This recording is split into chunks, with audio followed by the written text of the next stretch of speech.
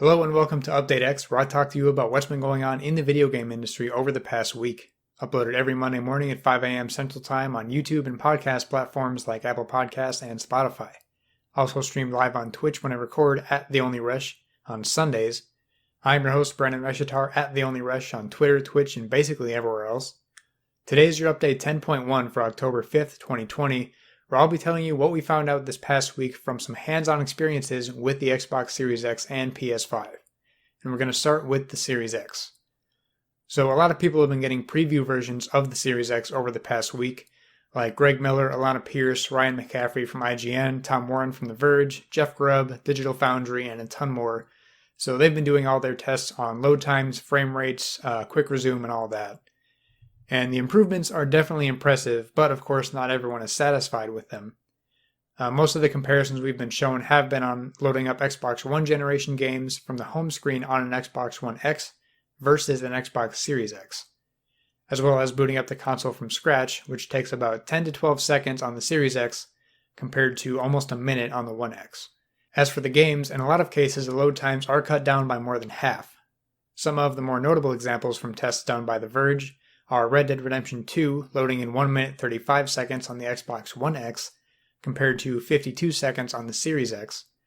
52 seconds is still quite a while, but a big improvement over the One X load time. And The Outer Worlds loads in 27 seconds on the One X compared to 6 seconds on the Series X, which is a pretty good improvement. Sea of Thieves load times go from 1 minute 21 seconds to just 20 seconds. Destiny 2 goes from 1 minute 52 seconds to 43 seconds, and you get the idea from there. I think these improved load times will specifically get more people into games with particularly long load times, like Destiny 2 for example, and some people really just don't want to spend that much time waiting before being able to play a game. With the custom SSDs in the next-gen Xbox and PlayStation, more gamers will be much more likely to give games like this a fair shot. I didn't play Destiny 2 very much for a while after it came out, but then I did get an external SSD for my Xbox One X, and even having an external SSD off the shelf makes a huge difference, not even with a custom one inside the Xbox or PlayStation itself. Destiny 2 would load fast enough for me to get a couple challenges or missions in before going to work when I worked on second shift. Other games that usually take forever to load, like Forza Horizon 4, loaded insanely quick.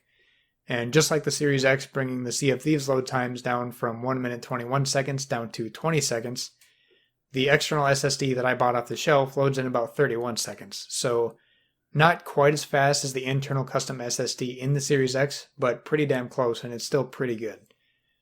And that's just a 1 terabyte Samsung T5 if you're curious. I got that for like $130 on Black Friday last year. Which is part of the reason I'm not getting a Series X right away, because I have an Xbox One X and an external SSD. So it's not as much of a jump to warrant me spending the $500 to get it just yet. And part of the reason they didn't test some more games that take a while, like Grand Theft Auto 5 and stuff like that, is because they only have a certain number of games that are available for them to test on these prototype versions. The Series X's that they got are not quite final versions, but about as close as you can get without being the final off-the-shelf Series X. And another thing that came up was the Series X being very quiet. It's almost inaudible when it's idle, and still pretty quiet when playing GPU-intense games like Red Dead Redemption 2, which is great to see because almost nothing is worse than trying to immerse yourself in a great game, but you have to crank your TV volume up to hear it over the fans of your console. And I'll talk about that a little bit more on the PS5 later in this episode. And the new controller is also a slight improvement over the Xbox One controller. There was some praise for the new D-pad and grip texture on the back handles and triggers, but still pales in comparison to the Elite version 2 controller, which it should, considering how much the Elite costs. They also note how the Elite V2 and every other Xbox One accessory, minus the Kinect accessories, do work on the Series X. And the next big thing people talk about with the Series X is the higher, steadier frame rates while gaming. And the One X has plenty of games that have performance modes targeting 60 FPS, but far too often the games don't consistently hit that. The Series X plays these games with much steadier frames, making for a much smoother, more enjoyable experience. Games running closer to 30 or 45 FPS in 4K on the Xbox One X run at a smooth 60 on the Series X with a rare drop to maybe 55 for the most part. And a lot of examples of this shown on YouTube videos from hands-on previewers were on games like Hitman, slow sections of Tomb Raider, and more like that, which kind of annoyed me because lower frame rates aren't nearly as noticeable on slower paced games like that. And where it really shines is on faster paced games like when Digital Foundry showed off a fighting game that I can't remember the name of. I don't remember which game they showed. But the point I'm trying to make here is the frames will be much more of a big deal on fighting games like Mortal Kombat, competitive games like Call of Duty, or other fast-paced games like Devil May Cry 5, and stuff like that. And those are what I really want to see improvements on. And another quality of life improvement for the Series X related to load times is just menu screens and UI in general. Again, specifically about Destiny 2, just loading into the character menu where you look at your gear on the Xbox One usually takes a few seconds, which doesn't sound like much when you're playing the game. Doesn't sound like much, but when you're playing the game and just want to look at a piece of gear or switch something out quick, those few seconds feel like a lot longer. And on the Series X, that screen comes up pretty much instantly, and I've noticed the same thing on some videos navigating the home screen of the Series X.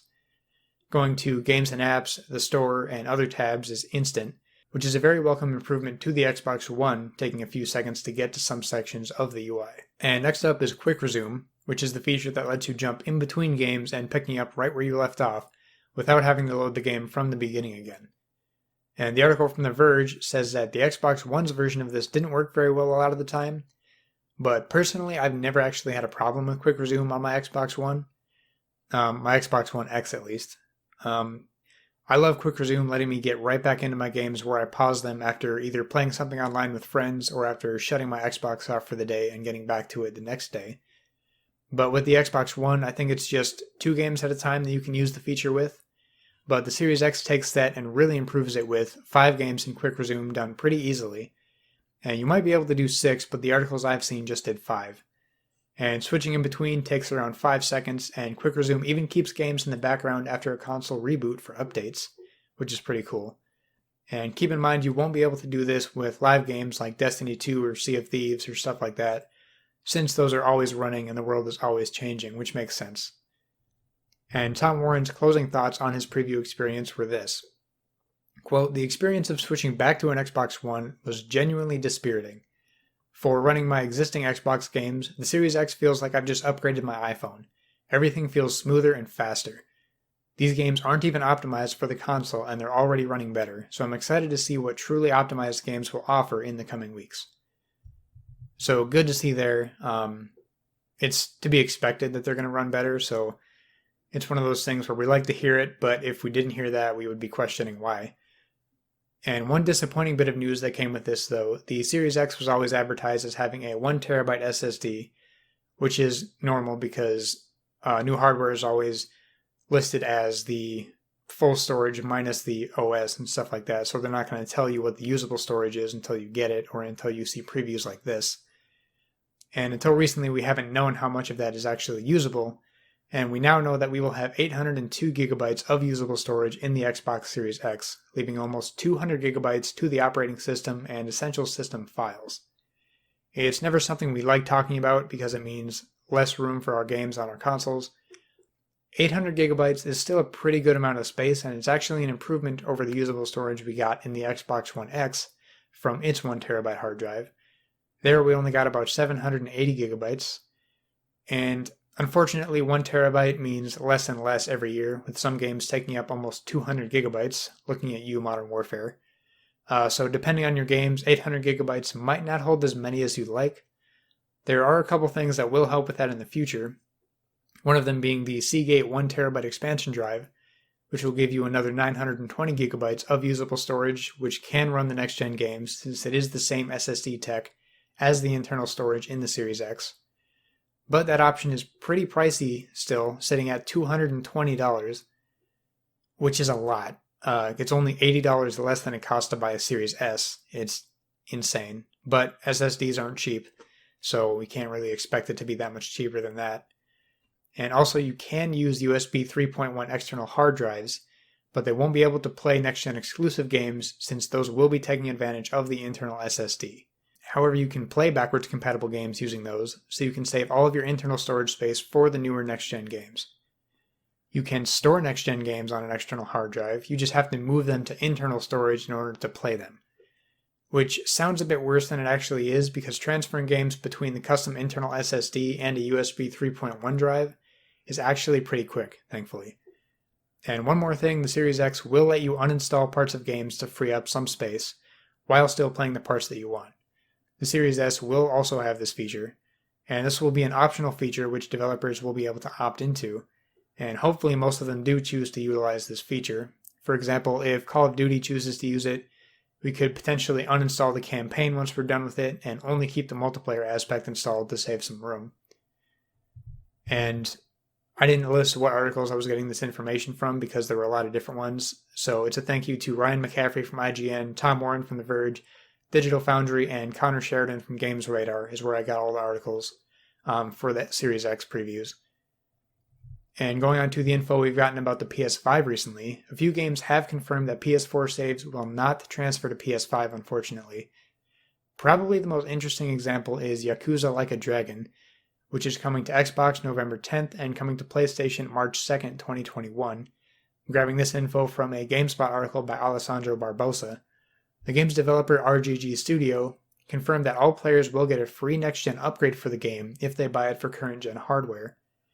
Now that part's great to hear, but PlayStation owners will not get to carry their save files over, meaning if they play this game on PS4 and then upgrade to the PS5 version later, they will have to start the game over from the beginning. I'm not sure why Sony has it this way for the next-gen system, especially when Xbox is doing it just fine. I'm not sure if it's Sony really just emphasizing their focus on next-gen and trying not to stick around on current-gen any longer than they need to, other than some big games also coming to PS4. But this is definitely frustrating for players that are going to run into that problem. Some more examples of PS4 saves not transferring to PS5 are Dirt 5, where Playground Creations carry over but no other progression does, and Maneater, where nothing transfers over, and the remaster for 2018's Marvel's Spider-Man game, although that's a total remaster, so that's a different story. I really thought we weren't going to have to worry about this save file issue too much with this next-gen jump, but it looks like that's still going to be a problem for some reason. Guess we'll have to wait for next gen to see if that's a little bit better.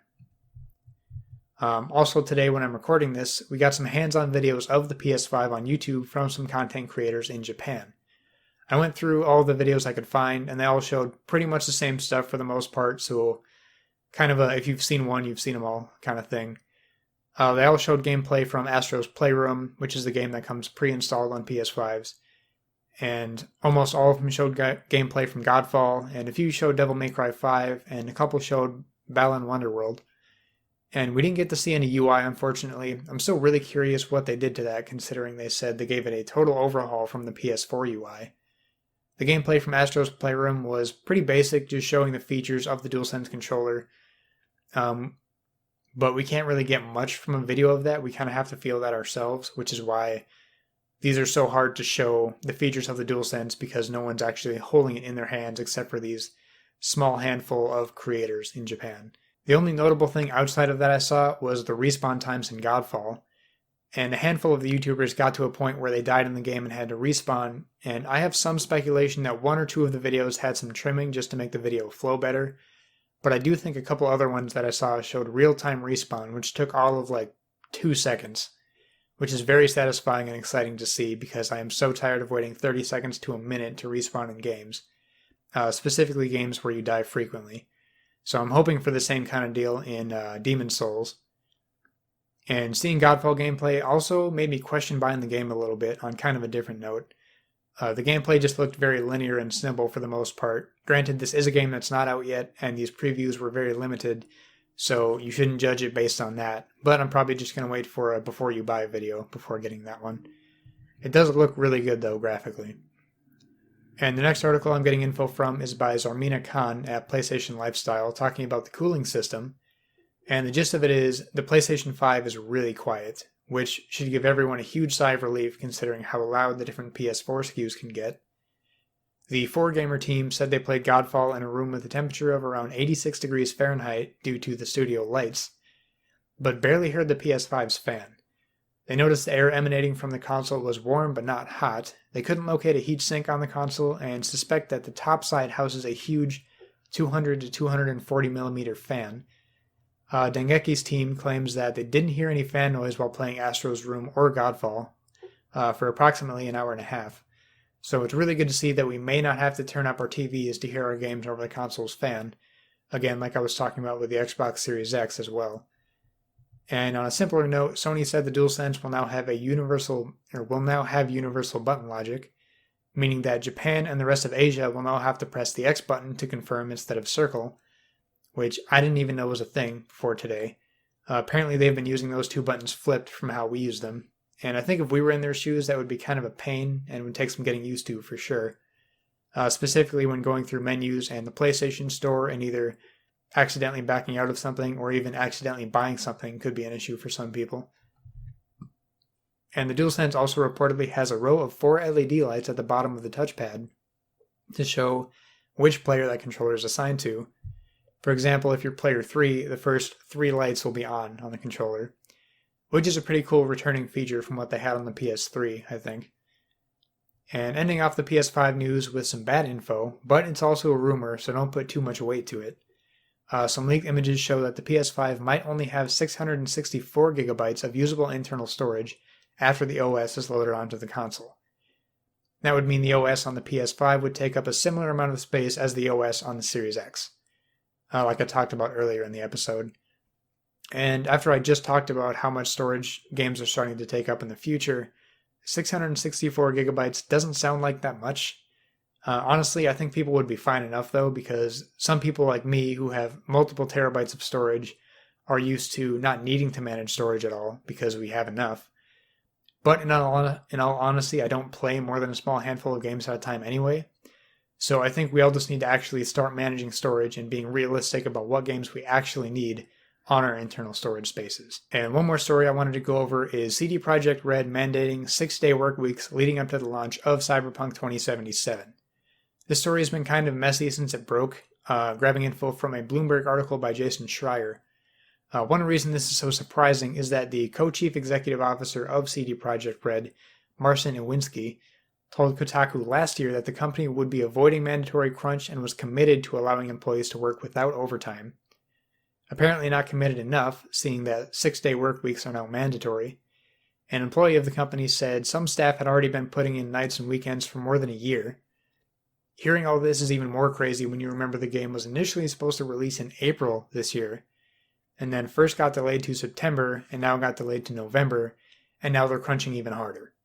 It's insane to see all this, and in the email announcing the overtime, studio head Adam Badowski wrote that he was optimistic about the state of Cyberpunk 2077, and that they had just sent the game to be certified for release on PlayStation and Xbox. Now, he wrote, "It was time to fix the game's many lingering bugs and glitches." He also said, quote, "I take it upon myself to receive the full backlash for the decision. I know this is in direct opposition to what we've said about crunch. It's also in direct opposition to what I personally grew to believe a while back, and that crunch should never be the answer. But we've extended all other possible means of navigating the situation." So, he said they extended all other means, meaning they can't delay the game again, supposedly? I know that would hurt a lot to push it even further out, especially now that the date is right after the next-gen console launch. But is that really not possible for them to do is my question? Like, maybe they have a financial deadline to hit, maybe it's some other reasons that are way over my head. It just sucks to see that much more stress and work put on these developers that have already been working crazy hard on this game over the past however many years. For what it's worth, the studio head also said employees can continue to count on bonus payouts amounting to 10% of the company's annual profit. And with the numbers in the Bloomberg article, that amounts to just over $48,000 per employee, if I did my math right, which is a pretty huge bonus to me, but still, the crunch takes a crazy toll on developers' mental and physical health, as well as all of their families that are also being affected by this and by them being away from home so much longer. And it's never a good situation. One more quick note that isn't really a full story. EA Play is being included for free in Xbox Game Pass, and it finally got a date because before it just said coming soon or this holiday. And it will be coming to Game Pass on consoles on November 10th, and PC players will get EA Play with Game Pass in December. And going into gaming events happening this week, the NVIDIA GPU Technology Conference, or GTC, is going on from October 5th through the 9th, showing off a lot of cool new tech there. And going on to gaming deals, PlayStation has a Games of a Generation sale with up to 84% off some amazing games like Ghost of Tsushima, Star Wars Jedi Fallen Order, The Witcher 3, Overwatch, and more until October 15th. PlayStation's Big in Japan sale has up to 80% off games like Resident Evil 3, Tekken 7, Persona 5, Neo 2, and more until October 8th. PlayStation's deal of the week is 50% off Remnant from the Ashes until October 8th. And Nintendo's Inti Creates TGS sale has up to 50% off the entire Inti Creates library of games until October 6th. Going into upcoming releases via Metacritic, we've got Nickelodeon Kart Racers 2 Grand Prix releasing October 6th for PS4, Xbox One, and Switch. FIFA 21 releases October 6th for PS4, Xbox One, PC, and the only one listed for Switch is the Legacy Edition for some reason, so I'm not sure what the deal is with that. Hidden Objects Collection for the Nintendo Switch releases October 6th. A Game of Thrones The Board Game Digital Edition releases October 6th for PC. And the Solitaire Conspiracy releases October 6th for PC. And jumping into what have I been playing, I've been grinding the Rocket League challenges for this season because that's an addiction that I have. I got through those Llama Rama challenges in like a day or two. That wasn't too bad. And another interesting thing I noticed they did with the last update was you can't see your XP level on the bottom of the screen anymore.